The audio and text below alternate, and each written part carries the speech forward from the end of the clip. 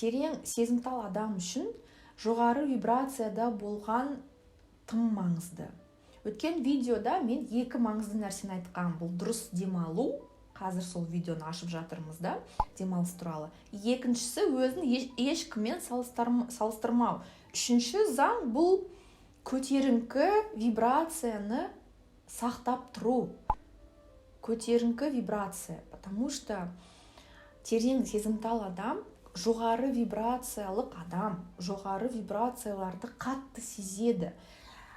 Төмен вибрациялардан тез шаршап кетеді, тез жыртылып кетеді.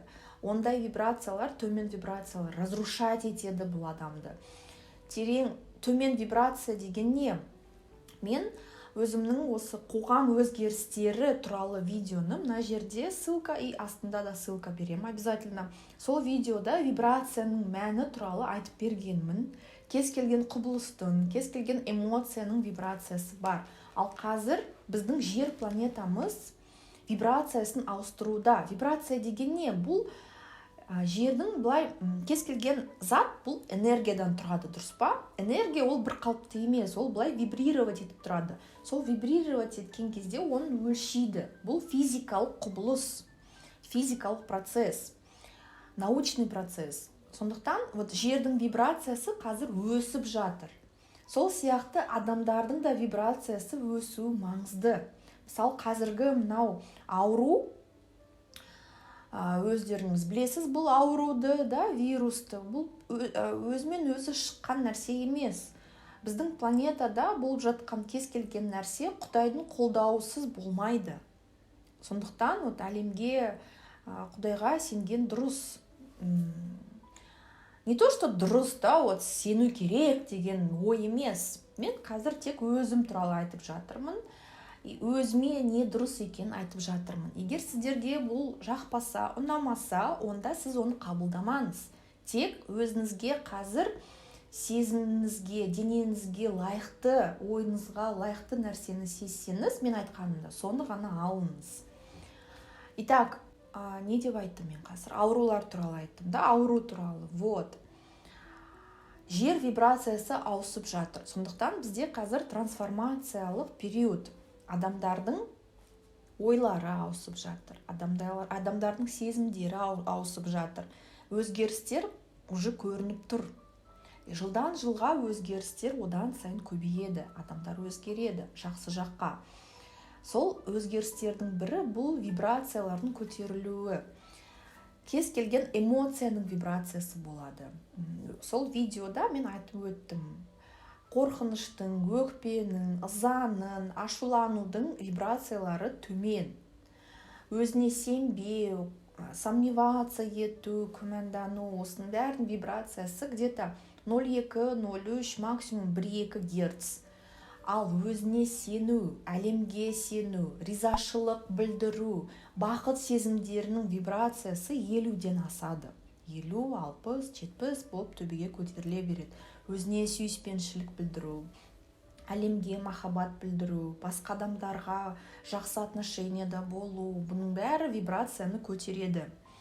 И осындай көтеріңкі вибрацияда терең сезімтал адам өзін күшті сезінеді, өзін рахат сезінеді, ауырып қалса тез емделеді. Ал төмен вибрацияда адам, кез келген адам ауыра бастайды. Ал терең сезімтал адам қатты шаршағанын байқамаса, мысалы, шаршағанына назар аудармаса, дер кезінде демалмаса, одан сайын екі есе тез ауырып қалады. Одан кейін ол аурудан да біраз уақыт шығады. Дене де просто так ауырмайды. Ауырған кезде дене сигнал береді. Сен қазір маған қарамай жатсың, сен қазір денеге қарамай жатсың. Маған демалу қажет деп сигнал береді де, и сізді жатқызып қояды демалуға. Дене біздің помощнигіміз всегда. Итак, табиғат, позитивті адамдармен қарым-қатынаста болу, позитивті кітаптарды оқу, позитивті видеолар, киноларды көру, бұның бәрі вибрацияны көтереді. Ал негативті жаңалықтар тыңдау, социальный сеттерде 1-2-3 сағаттай отыру құрбосқа, бос әңгімелер, төменгі вибрациядағы эмоцияда болу, бұның бәрі бізді шаршатады. Демалу процесі терең сезімтал үшін бұл соның ағзасына, системасына енгізілген мүше десек болады. Демалу бұл біздің маңызды процесіміз. Себебі біз өткен видеода мен айтып өттім, біз өте жіңішке, өте нәзік аппарат сияқтымыз. Сол аппарат тез шаршап қалады. Аппаратты постоянно зарядкаға қойып тұру қажет. Бар ғой сондай, мысалы, инженерлік, технический аппараттар өте нәзік, құбылыстар тез сезетін. Олар зарядкаға қою маңызды дер кезінде. Сол сияқты біз де өзімізді зарядкаға қойып тұру қажетпіз. Осының бәрін түсіну үшін өзіңді қабылдаған маңызды. Өзіңді қабылдауда бір өте күшті жаттығу бар. Бұл дневник жүргізу.